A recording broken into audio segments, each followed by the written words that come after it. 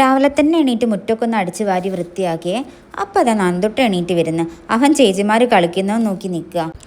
ഇവരെ കളിയും ചിരിയൊക്കെ കാണുമ്പോൾ എനിക്ക് എൻ്റെ കുട്ടിക്കാലാണ് ഓർമ്മ വരുന്നത്. അതൊക്കെ കഴിഞ്ഞ് നേരെ അടുക്കളയിലേക്ക്.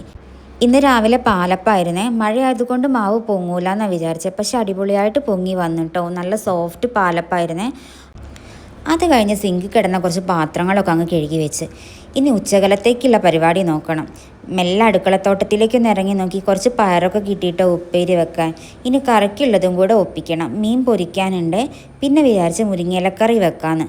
ഇന്ന് എല്ലാവരും വീട്ടിലുണ്ട്. മക്കൾക്കൊക്കെ ഇഷ്ടമായിട്ടോ മുരിങ്ങയില. തോരൻ വെച്ചാലും കറി വെച്ചാലും ഒക്കെ എല്ലാവരും കഴിക്കും. അങ്ങനെ മുരിങ്ങയിലൊക്കെ ഒടിച്ച് ഇനി ഇതൊക്കെ വൃത്തിയാക്കി വെക്കാനുണ്ട്. ചോറിന് അരിയും ഇട്ടിട്ടില്ല. അങ്ങനെ മുരിങ്ങയിലൊക്കെ മെല്ലെ ഇരുന്ന് വൃത്തിയാക്കി അടുത്തത് ചോറിനുള്ള പരിപാടി നോക്കണം കേട്ടോ. അതിനിടയിൽ മക്കളെ കുളിപ്പിക്കാനുണ്ട്, അവർക്ക് കഞ്ഞി കൊടുക്കാനുണ്ട്.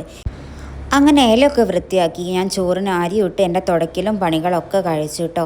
ഞങ്ങളെ ഉച്ച വരെയുള്ള വിശേഷങ്ങളാണ്. ഇഷ്ടമാവുകയാണെങ്കിൽ ഞങ്ങളെ കൂടെ കൂടിക്കോളി കേട്ടോ. ബൈ.